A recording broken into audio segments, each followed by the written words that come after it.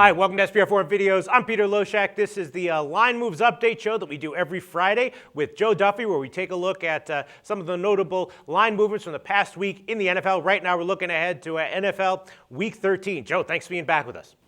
Thank you, Peter. It's a pleasure. We're going to have a huge weekend, baby. All right. Now, if anyone is questioning, why do we have so many videos with Joe Duffy, I think your performance on Thanksgiving says it all, right? 3 huge games. Took them all, previewed them all, 3 picks, 3 winners, 3-0. Joe Duffy, awesome record. Thanks so much for giving us all those free winners yesterday. Well, I thought you had me on to increase the female viewership. That's what you told me. I mean, that is very impressive. Brings you to 23-11 against the spread overall in the NFL with us this year. And I know you're doing that well at your website. Roughly, give a plug, brag a little, tell everyone who might not already know how well you're doing this year.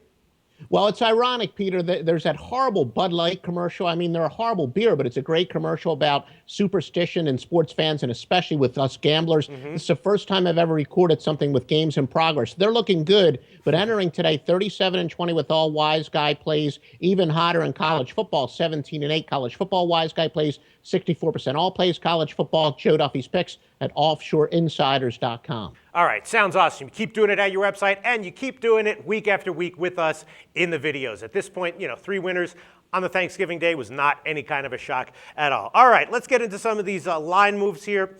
I guess the most significant one is that the Denver line, Denver at KC, keeps creeping up and up and up. I think it opened at 3. I'm not exactly sure where it opened. Now it's up to 5.5. And, that it seems like it's going up and up. It could close at like 6, 6.5. What do you think? Yeah, no, I agree. I had 3 minus 105. I know exact, precise opening lines are debatable, wherever you want to count it. But not a surprise there. Pro gamblers love to bet teams regressing to their mean. I don't think any of us really thought that Kansas City was the best team in the NFL, which record-wise they were until, of course, they played the Denver Broncos. So the sharps, I would say almost certainly that Brent will tell you that's sharp money going on Denver. Yeah, and I previewed the game with Stephen O from EventDataServices.com, also very sharp NFL modeler, and that was the game that he identified this week as the one he wanted to talk about. He took Denver, and he was like, he likes it less and less as the line creeps up and up. So, yeah, I think we can probably assume that, and the public will probably bet that as well, especially if they see the line creeping up. Do we think that this line will, I don't think the line will close quite at 7, right? That's a bit too much. No.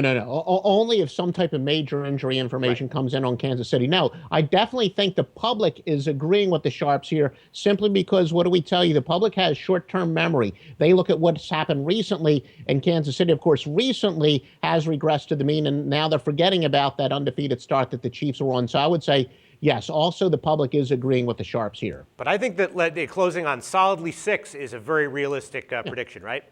Oh, no, definitely 6. And there is a huge difference for those people who are beginning gamblers. There's a humongous difference between 6 and 7 when it comes to football. All right, then there's 2 big road dogs that have been creeping down since their opening line. First of all, Tampa Bay at Carolina. That's not a huge shock. They've won 3 games in a row, including a big outright win as a big underdog last week at Detroit. And that line was like 8.5, 9, and now it's crept down to, solidly 7.5. And it's even at 7 in some places, including bookmakers. So the fact that they put that line on 7, I think is very, very telling. That's got to be sharp action.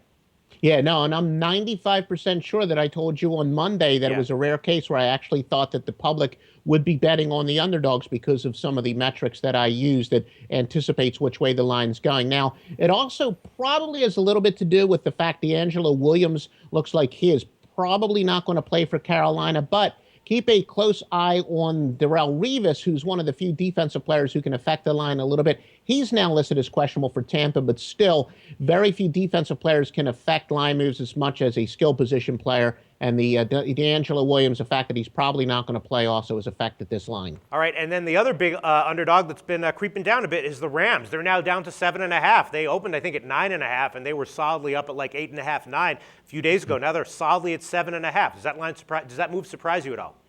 No, I mean, look, if there is such thing as a letdown game, I think the letdown theory is more appropriate in college football, but in the NFL, certainly a clear-cut possible letdown situation for the 49ers. But yeah, I would say it surprises me a little bit, but most likely that is sharp money where the sharps are fading San Francisco rather than the public betting the big underdog. All right, and then one total that I want to get your thoughts on is, the Miami Jets total. I mean, who would have picked that total to go up from 38.5 to 40.5? And with the way, the Jets offense has been looking, I have to assume that's sharp action. I can't imagine that the public is seeing, the Jets game and saying, yeah, please give me the over, any line. That's got to be sharp action, right?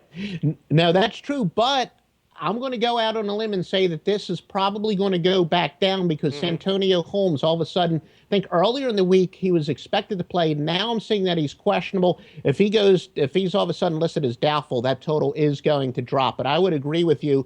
It's not the type of game that you would expect the public to move the line up. That's for sure. Yeah, I wouldn't be surprised if we see that line at 39.5, maybe even 39 by kickoff. Although who knows? The move up surprised me. I'd be shocked if it went to 41, which is a key number on a total.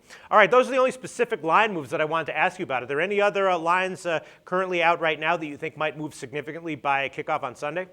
I do think some people that I talk to who both bet big money and whose opinion is respected by those who bet big money, they all believe that Indianapolis is a completely different team without Reggie Wayne. So I would expect some sharp money to go on Tennessee, although for a line to go from 3.5 to 3, that would take a ton of money in the NFL. So maybe the juice might be adjusted a little bit as far as some money coming in on Tennessee. But no, and maybe on San Diego, because Vontaze Burfict he's the leading tackler for Cincinnati, and now he's listed as questionable. He injured himself just today. Now, again, as I said, defensive players normally don't move the line all that much, but when your leading tackler could possibly be out, that might move it a half a point. But no, the weather, surprisingly, considering the calendar, the weather looks like it's not going to be a factor, where a lot of times this time of the year, I'll predict a total might go down because of the weather. There aren't any games that jump out this week because of the weather. So just those games that I did mention. All right. Thanks for your insights. As always, Joe Duffy from OffshoreInsiders.com. Congratulations on the 3 great winning picks you gave us yesterday for the Thanksgiving games, and we'll talk to you again on Monday. And big stuff this weekend, Peter. Thanks.